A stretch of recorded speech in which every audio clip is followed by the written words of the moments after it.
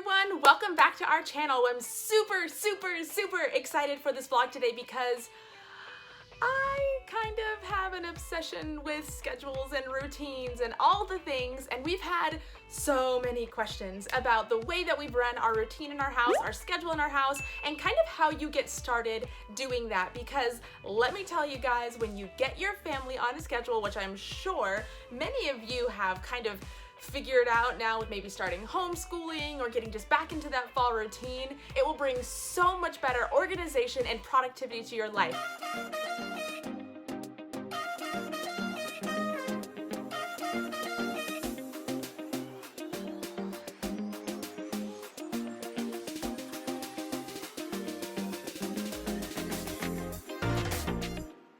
You are a busy mama just like me. I tell my husband all the time, I keep thinking that we're gonna get to like this less busy phase of life, but it's not true. Your busy just becomes different, right? We've all got 24 hours, and no matter what, we're gonna fill that 24 hours doing something. So whether you're working or going to soccer practice or cleaning your house, your 24 hours are filled a specific way. And if you want to be more productive, if you want to be able to get more things done, stick around because we're gonna be going over how to get that schedule started in your family so that you can have the most efficient, healthiest 24 hours in your day. Because let's be real, we're back in the fall and a lot of you moms are sending your kids back to school, but a lot of you moms are also having your kids at home doing some sort of virtual learning or a combination learning, or maybe you're even homeschooling altogether, and you need a routine to be able to get your day a little more organized. I know even in my house, when in the summer our schedule is a lot more relaxed, getting back into the fall and into that back to school routine can be a little overwhelming. And everyone's schedule is going to look different. I am a stay-at-home working mom. Those are the things that I am tucking into my schedule. You might be a full-time working mom and trying to figure out how to schedule that for your family, or maybe you're a full-time stay-at-home mom, which is a job in itself. Don't let anyone tell you otherwise. So today we're gonna get a lot done in a short amount of time, and it is going to reflect what your days can look like in the future. We're gonna get you organized and scheduled so that you can have more time to do the things that you want to do. Giving yourself a schedule and routine preserves your most valuable resource, time. Get in control of it, choose what you're doing with your time, and let's put it on a schedule. And just a quick side note, another reason that I love a routine and I love schedules is it helps you give yourself boundaries between activities or other people. Giving yourself a schedule allows you to dictate what you have time for. Limits and boundaries for yourself and your family are good and they are healthy. So get yourself a schedule, establish those limits, and stick to it. I've been working on perfecting what kind of schedule works for our family forever, and it changes as our family does too.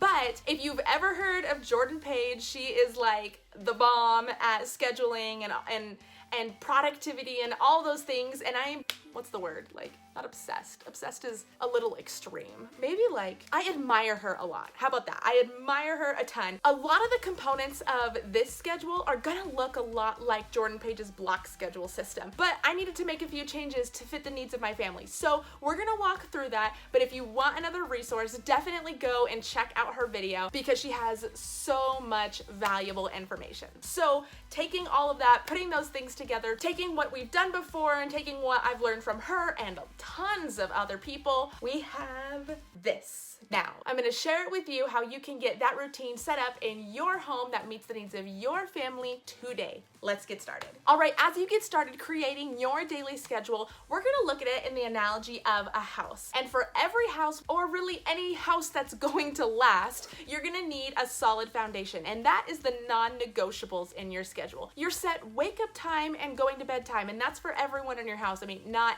at the same time, but the times that everyone does those things. Your meal times, breakfast, lunch, dinner, as well as your regular work schedule if you are working outside of the home. And then also your kids' nap times. In our house, naps are vital and we do everything possible not to interrupt those naps. Every once in a while, something's gonna happen, but in every case possible, we want the kids at home napping in their beds so they can get the best quality, consistent sleep. That is what makes makes the nap times at our house non-negotiable. So what does that look like? Let's write it out. At 5 a.m., I get up for the day. At 7:30, I get the kids up.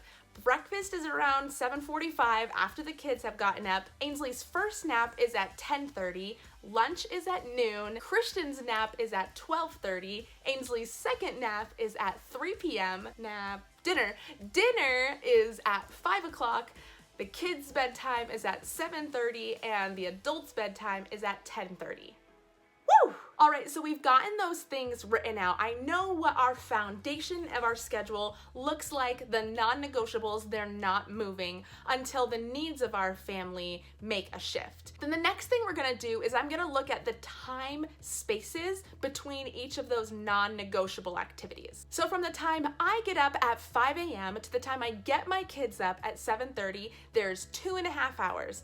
After that, breakfast is 15 minutes later at 7:45. Then from the time we ate breakfast at 7:45 to Ainsleigh's first nap at 10:30, we have a 2-hour and 45-minute gap. Then from Ainsleigh's first nap to lunch is an hour and a half. Lunch to Christian's nap is a half an hour. Christian's nap to Ainsleigh's nap is 2.5 hours. Ainsleigh's second nap at 3 o'clock to dinner at 5 o'clock is 2 hours. Dinner at 5 to the kids' bedtime at 7:30 is 2.5 hours. And then putting the kids down at 7:30 to our bedtime at 10:30 is 3 hours. All right, now that you've got the foundation of your schedule laid out, the time frames that you have in between, it's time to put in your structure. Activities that keep your schedule balanced and structured include your housework, your family time, your outings or your errands, your personal work or adulting that needs to happen, and of course, your you time. So again, now that we've got the foundation of our schedule laid, we need to put in the structure and we need to make sure that it is balanced. So now to add that structure and that balance into your schedule, we're gonna look at the differences between the times in your non-negotiable pieces of your schedule. So in Jordan Page's block schedule video, she has 6 3-hour blocks that frame out her day. 3-hour blocks don't work for our family, and you can see why with our non-negotiables. Plus, I need a little bit more flexibility with that. Our blocks of time are gonna go anywhere from 1 hour to 3 hours, and you really need to do what's best for your family. So back to the 5 o'clock. I get up at 5 o'clock. That's not a good time for outings. That's not a good time for family time. I could do housework at 5 a.m., but I have a rule in my house, and it is when the children are asleep, don't do what you can do when they are awake. Let me say that again. When the children are asleep, do not do what you can do when they are awake. That has changed the way that we're able to get things done in our house. So with the exception of a little quick spiff here and there, housework while the kids are sleeping is not a thing. Let me just cut to the chase. 5 a.m. is the perfect time for your personal time, for your me time. So I'm gonna stick my me time right there, 5 a.m. Now at 7:30, when it's time to get up the kids, I already want to have their breakfast prepared for them. So I'm gonna bump up the next block from 7:30 to 7 o'clock, making my first block from 5 a.m. to 7 a.m. and that's gonna be a 2-hour block for my personal me time. In the morning, I know we've gotta get chores done. In the afternoon is not a good time for errands, so we're gonna need to fit some level of errands and housework in that 3.5-hour block. And we're gonna do that by splitting it up. The first hour and a half from 7 to 8:30, we're gonna call that morning chores. And we will dive into more detail a little bit later what that morning chores block looks like. That leaves us from 8:30 to 10:30 to do our outings and our errands. Our next chunk of time is Ainsleigh's nap. That's an hour and a half chunk of time that we have from 10:30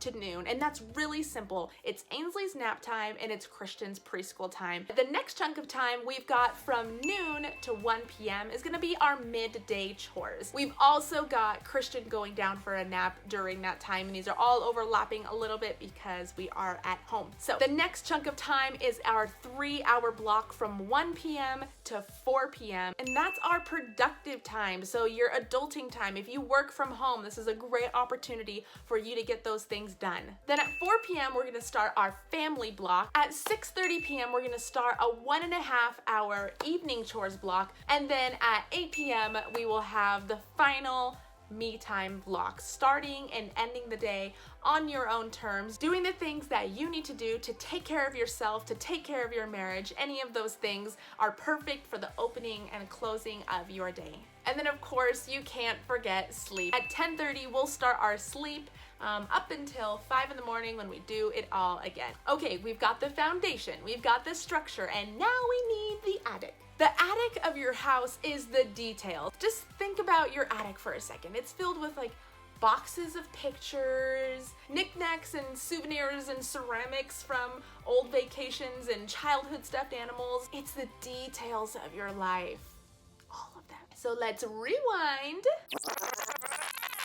and go back to the very beginning of the schedule, and let's fill it in with the details. And your details might look different than my details, but that's good. Me time activities. Remember, when your children are asleep, you don't do the things that you can do while they're awake, and that's a part of being productive. So wake up, shower, make your bed, get ready, read your scriptures, read your book, exercise, review your schedule, evaluate your goals. Anything you want to do in peace and quiet, do during your morning me time. Even if that's going through your email or, okay, go into the bathroom right there. That's called a toddler that needs to go. Right, buddy? Yeah. We might have to reconvene when he's done. All right, I'm back. Hopefully I'm sitting in the same spot-ish.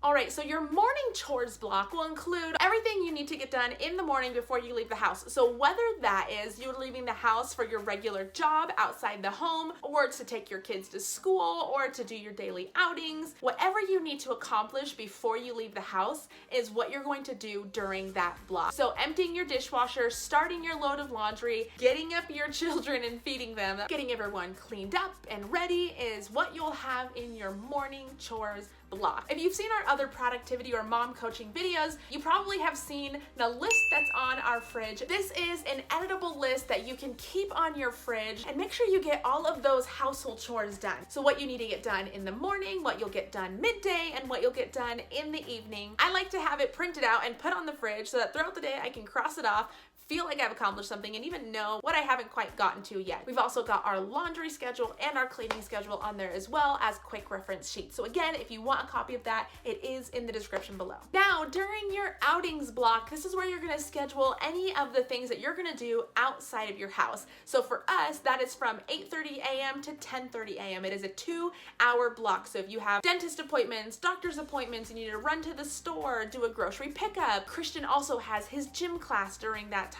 Every other day that we are not running errands or have Christian's gym class or things like that, we're gonna actually spend time at the park or even our local children's museum. And to go along with our preschool curriculum, during this outings block time, we like to go do an activity that relates to the things that we're learning about. So this week we're learning about the farm. So this week we went to the farm.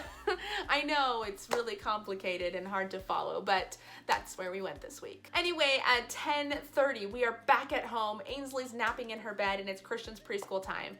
During that time, Ainsleigh's napping in her bed and it's Christian's preschool time. At 12 o'clock, we're gonna get into our midday chores, which is making lunch, serving lunch, cleaning up lunch, rotating the laundry. Christian's gonna go down for his nap. We're gonna do a quick spiff of all of the toys in the house, pick up everything so that after nap, we can start brand new, fresh. And then we're also going to take care of our little 15-minute cleaning activity that is scheduled for the day, whether it be wiping down the floors or the bathrooms or dusting, whatever our 15-minute clean is that's scheduled for the day, we're gonna take care of it during our midday clean as well. Now, our next block is from 1 o'clock to 4 p.m. and this is our productive block. In the beginning of this block, Ainsleigh's awake, independent playing, Christian is napping, and I'm trying to get some work done, whether that's making phone calls and scheduling appointments or getting done some of the computer work I need to do for my business or for our YouTube channel. That is the work that I'm going to be taking care of during that time. This is a great time for Ainsleigh to play independently as well. When Ainsleigh goes down at 3 p.m. and Christian gets up, it is his time to have independent play, whether it's with the preschool activities that we've set up in the beginning of the week or even just playing outside.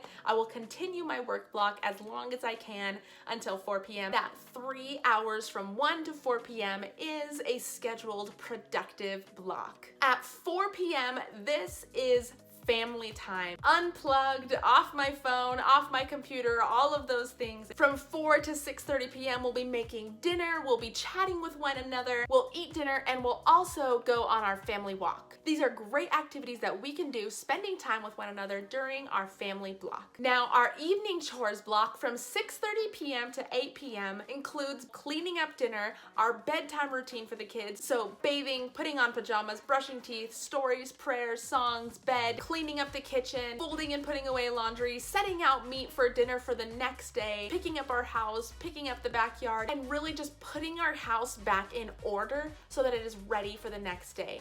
If at all possible, bring your house to order at the end of every night and start the next day with a clean slate. That last block at the end of the day is gonna be your final me time. From 8 to 10:30 p.m., get done the things that you would like to do, whether it is work, again, answering emails, reading a book, spending time with your spouse, or even just relaxing and watching a show. That is your time to be able to decompress and get done the things that you want to do. You start off the day with me time, you end the day with me time. Starting and ending the day on your own terms is a great and healthy way to make sure that your schedule is balanced in meeting your needs. And don't forget to go to bed on time. I hope these tips on how to build your schedule for yourself and for your family in a way that is balanced and meaningful to you is helpful. But we want to hear from you. What are some key things that you need in your schedule? What are the non-negotiables in your schedule or the structure pieces? So let us know what your thoughts are in the comments below. We would love to hear how that schedule looks different for your family. Also, again, be sure to check out the resources in the description below. And if you haven't subscribed to our channel, we definitely invite you to do that. Become a part of our YouTube family and just join the fun here. We've got mom coaching things and activities for your toddlers, lifestyles with our young family. It is a party. Seriously, a party. No, seriously, our next vlog is going to be Christian's virtual birthday party. We're having a good time. We hope you consider sticking around. Thanks for joining us. Until next